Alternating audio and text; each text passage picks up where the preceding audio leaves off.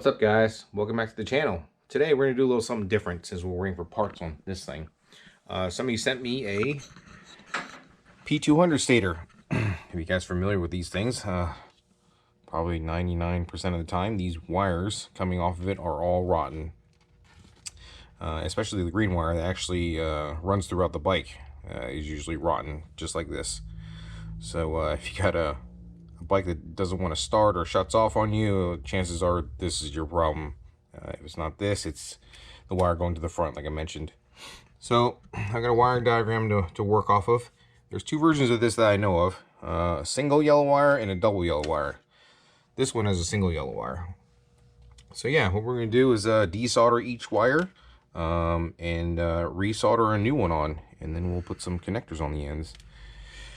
I am going to use my trusty old $30 Amazon special soldering iron for this job. And yeah, if you guys are ready, let's melt some wires together. So we're going to start with these three wires, the white, red, and green. Because I know these go to the CDI if you look at the wiring diagram right here. So yeah, I got a connector on the end of this one, so I'll know exactly how long I need for all three. And yeah. Let's start with that one. Alright, as I mentioned before in my other soldering video, make sure your soldering iron is hot enough to actually melt the solder. This actually has wax over it, so you gotta melt both the wax and the solder. So this is the red wire I was talking about that has a connector on it. I'm going to desolder this one, so I'm going to keep this iron on there until the solder gets nice and shiny. And then it should fall right out. Oh, like that. So I'm going to base all three of these wires on the length of this one since the connector is on it. So like I said, I'm going to start with the white, green, and the red. I'll be cutting these wires off my nice wiring rack here.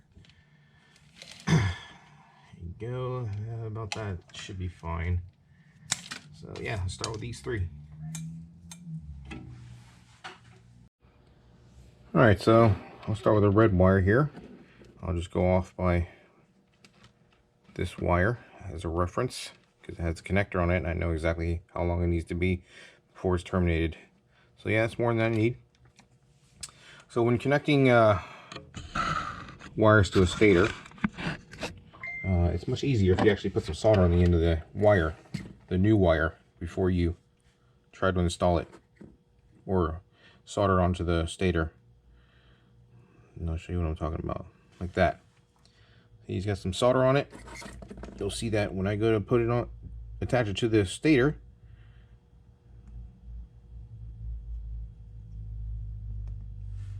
it's much easier.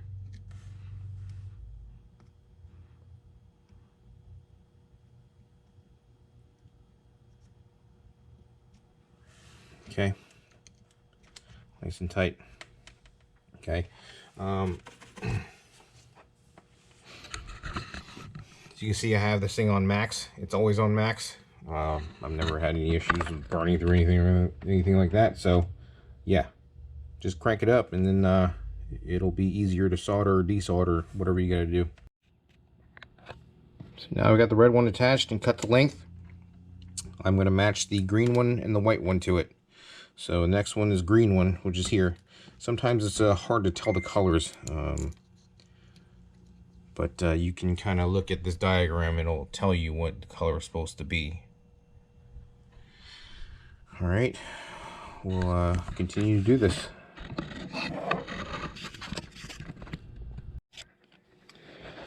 I got the red wire and the green wire done pretty easily. Then I got this white wire, and it seems to be a giant glob of solder they put on from the factory, and my soldering iron is not hot enough, so I'm gonna have to go get my soldering gun. Alright, so I got the Big Daddy out here, my soldering gun. This usually gets off anything that's supposed to be stubborn.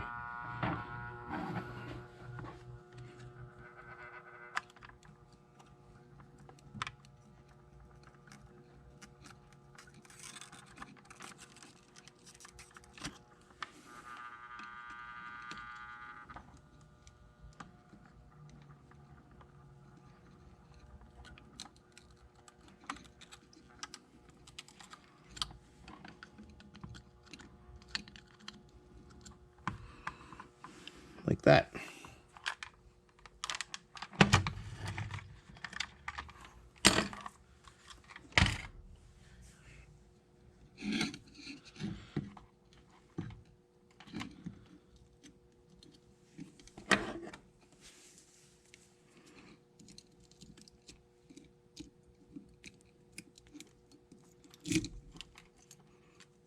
Wiring is so rotten that tends to fall apart when you try to remove it from the stator. So yeah, try to clean it up the best you can so it looks nice. Yep. This wire runs with the red and green underneath this pickup here. So again, it's all rotten, so just yank it out of there. We're replacing it anyway. So yeah, that's it. Cool, now we can continue. Alright, as you can see, I got all the wires that are supposed to go to the CDI done. I'm going to cut it to the same length as that red wire and then terminate it. The next ones are going to be the wires that go to the junction box. See how they exit the other hole in the stator? And these should also be about the same length. So I'll go by, I guess this one, since it has the connector on it, we'll go and replace these 4.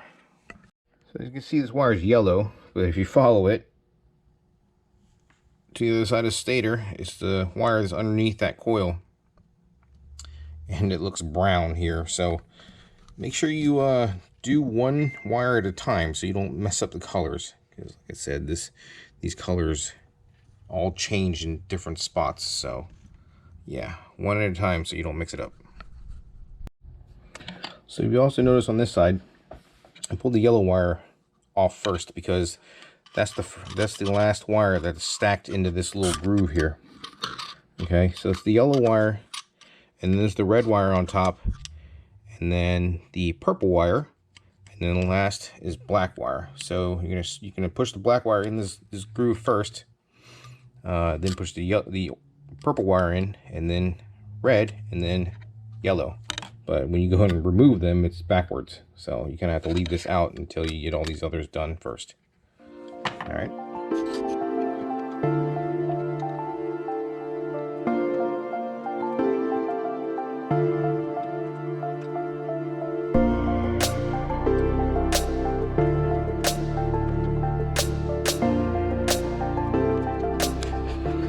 Okay, so I pretty much have all the wires replaced. Like I said, these wires stack into this groove there. Okay, so you start with the black one, stack it and push it into this groove. It's going to come out this hole right here, that one right there.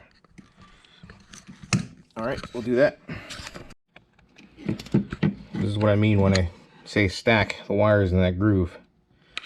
See, it's neatly stacked under the coils there, starting with the black one, and then this the purple one, red one, and the yellow one. So,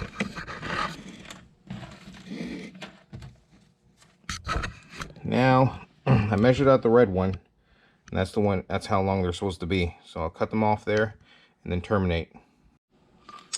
All right, so I've got all the wires terminated. It usually runs up the stator like this. Okay, and usually there's a piece of vinyl tubing that goes here, kind of protects it from wires being chafed in the case. So I will put that on.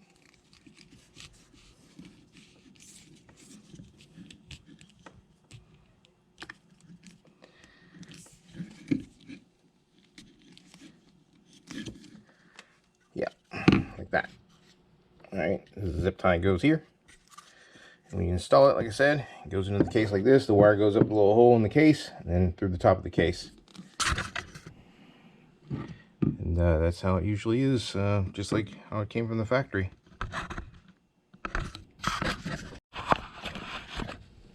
All right, so now I'm going to terminate them. The wire's going to the CDI, gets these female disconnects, and then the wire's going to the junction box, which are these 4. Get these male connectors. All right. So when I go to these, you need the good old trusty terminal crimpers like this. All right. Let's see here.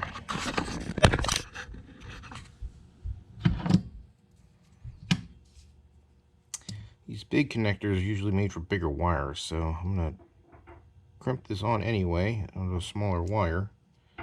But we're gonna add some solder to the wiring to make sure it doesn't come out.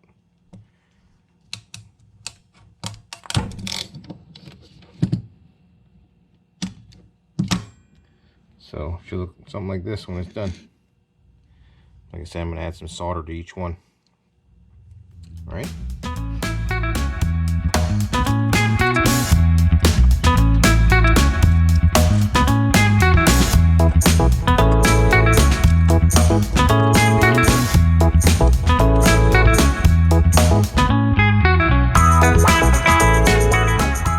Well guys, there you have it, a fully rewired stator.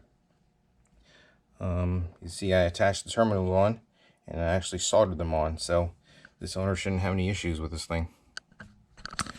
Well guys, if you're wondering why I'm always elaborating switches, wiring, anything electrical on these bikes, it's because that's my profession.